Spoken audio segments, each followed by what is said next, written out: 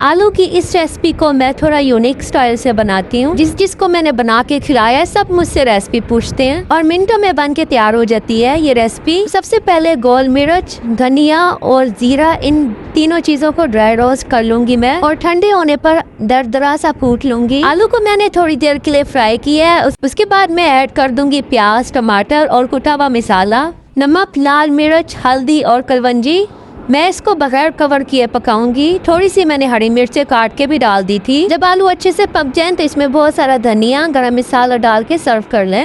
आज मैं आपके साथ ढाबे से भी ज्यादा अच्छी चना दाल की रेसिपी शेयर करूंगी, कुछ टिप्स के साथ और कुछ सीक्रेट मिसालों के साथ आज ये रेसिपी आपको बताऊंगी। दाल के अंदर थोड़ा सा मीठा सोडा डाल के 1 घंटे के लिए भिगो लिया और 80% तक बॉईल कर लिया था। जब प्याज हल्के ब्राउन हो जाएं तो इसमें लहसुन और हल्दी डाल के अच्छे से भून लूंगी। उसके बाद डालूंगी टमाटर और बाकी मसाले। बेसिक मसाले ऐड किए जिसमें धनिया पाउडर, नमक और मिर्चे, गरम मसाला, बादियान का फूल और तेज पत्ता। थोड़ा सा पानी डाल के कवर कर लेना है। अब मैं डाल दूंगी दही को अच्छे से भूनना है और उसके बाद मैं चने की दाल डाल दूंगी। अब मैं ऐड करूंगी चिकन पाउडर, काली मिर्चें, जीरा और कसूरी मेथी। जीरा और काली मिर्चों को फ्रेश कूटना है दरदरा सा। तड़का लगाने के लिए अदरक, हरी मिर्चों को मैंने दरमियान से कट लगा लिया था। उसके अलावा अंडा मैंने कुछ सेकंड के लिए फ्राई किया है। थोड़ी सी कश्मीरी मिर्च और लाल मिर्च डाल के मैंने एंड में तड़का लगा लिया था।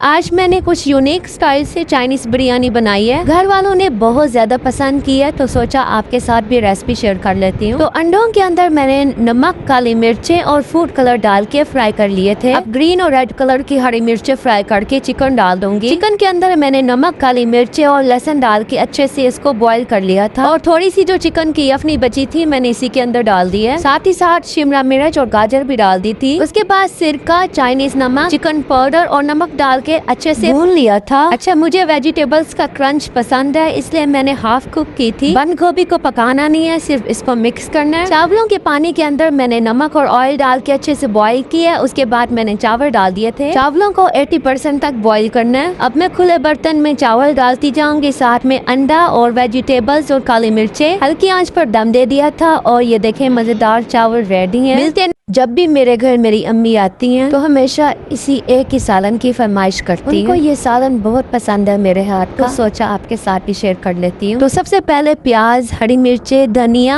लहसुन, अदरक को मैंने चॉपर में चॉप कर लिया है। उसके बाद बोनलेस चिकन लिया है, उसको थोड़ा सा चॉप करके ब्रेड और फ्राई ऑनियन डाल दिया। उसके बाद मैं स्पाइसेस ऐड करूंगी जिसमें नमक, मिर्चें, हल्दी, काली मिर्चें, धनिया और उसके अलावा जीरा और गरम मसाला, इन सब चीजों का पाउडर ऐड कर दूंगी। 2 टेबल स्पून के करीब मैंने मक्खन डाला था, आप घी भी ले सकते हैं इसकी जगह। कुछ देर के लिए मैंने फ्रिज में रखा था। उसके बाद मैंने कबाब तैयार कर लिए थे। इस टाइम पर कबाब को फ्रीज भी किया जा सकता है। कबाब मैंने अच्छे से फ्राई कर लिया। अब मैं डाल दूंगी एक कढ़ाई में प्याज और ऑयल। प्याजों का जब कलर चेंज हो जाएगा तो इसमें मैं लहसुन डाल दूंगी और कुछ देर बाद टमाटर डाल के पानी ऐड कर दूंगी। स्मूथ ग्रेवी बनाने के लिए मैं मसाले को ब्लेंड करूंगी।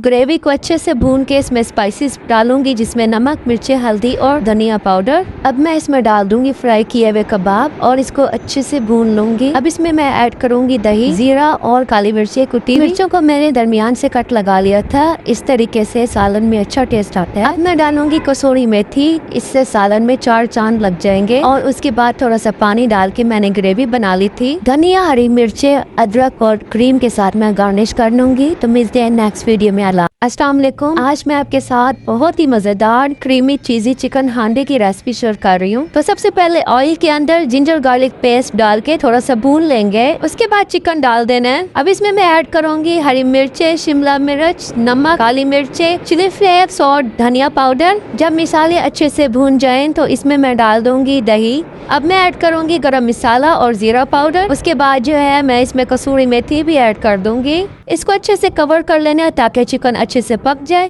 अब इसमें क्रीम ऐड कर दूंगी, हल्की आंच पर पकाऊंगी और फिर दूध ऐड कर दूंगी थोड़ा सा। उसके बाद अब चीज ऐड करनी है। जो चीज अवेलेबल हो आपके पास वो ऐड कर सकते हैं, मोज़रेला या चेडर। अच्छा, मैंने यहाँ दोनों ऐड की थी। फ्लेवर बहुत मजेदार बना था। आखिर में मैंने थोड़ा सा मक्खन डाला था ताकि इसका जायका और भी मजेदार बन जाए और एंड में क्रीम और धनिया डाल के सर्व कर लिया था।